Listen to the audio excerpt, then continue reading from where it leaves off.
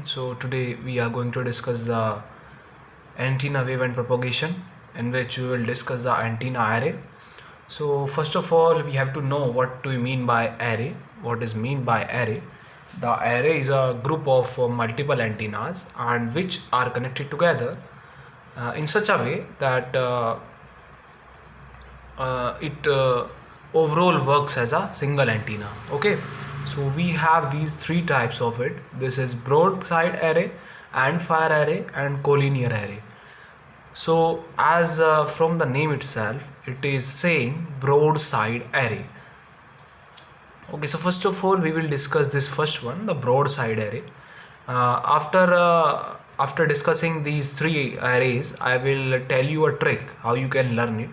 So first of all we have broadside array, in which you have to just make this array axis, and these are our individual antennas you can write.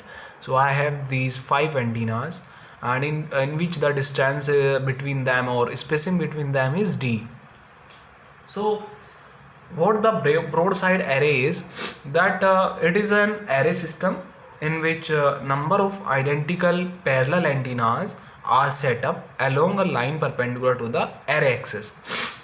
That means the array axis would be perpendicular to the alignment of the antennas or the arrays, you can say. Okay, so this is its a radiation pattern. This is our major lobe. In both direction we will make it, and these are our minor lobes, we can say. These are our main or major lobes, or these are our minor lobes, and this is our first null, we can say. And here if I make this, it would be my half power bandwidth. Okay, so this is the direction of maximum radiation, and this is our array axis. I have shown the radiation pattern here. Basically the first null beam width would be 2 lambda upon nd. D would be the spacing between them. Okay, n would be the number of array elements, and lambda is the wavelength of them. So this is how you can make the broadside array. Okay, now let's talk about it further. Now we have in the broadside array, each element is fed with current of equal magnitude and in phase or same phase.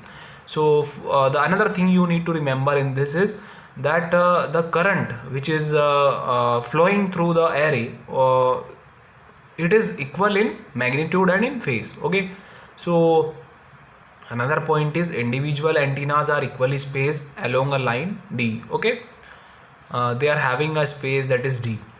Direction of maximum direction is perpendicular direction of array axis. That means we have seen the radiation pattern of it. This is the array axis, and here we have seen that this is the major lobe, and it is perpendicular to the direction of array axis. So we have write down this point. Okay, hope it is clear to you all. This is all about the broadside array. Now we will come to the next array, that is our end fire array. As the name itself says, end fire. So we will you can say the radiation pattern will be in the one direction. End fire means in the end direction, like in the one direction only. So similarly, from as you have earlier drawn the structure of broadside array, you can draw this structure also. The structure is similar to each other. 1 2 3 4 5, these are our 5 arrays, and the spacing is d. This is our array axis, and this is the radiation pattern.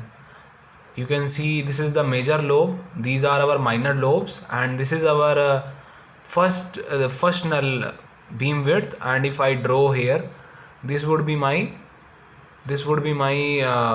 half power bandwidth. Okay, so the first null beam width formula is plus minus 2 under root 2 lambda upon nd, and in the previous one we have seen the FNBW was 2 lambda upon nd. Okay, now end fire array is one in which a number of identical elements are fed with current of equal magnitude, but their phases vary progressively along the line. So as we have seen earlier, that in the broadside array we were having the current in the array with equal magnitude and equal phase, but here we have only the equal magnitude, but their phases are not equal, or we can say their phases varies. Okay, so direction of maximum radiation is along the array axis. Here you can see the direction of maximum radiation is along the direction of radiation. So this is our another point of this end fire array. So this is all about the end fire array. Now we will move to the collinear array.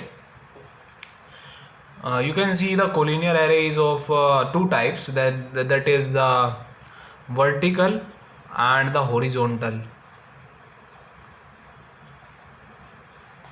Okay, as the name itself says, vertical, so we will draw the vertical array. This is our array axis and these are our vertical array. Okay, a vertical collinear array this is, and here is the radiation pattern of it. The radiation pattern will be just in the both the direction. Here we have this major lobe, and this is also the major lobe, and these are our minor lobes.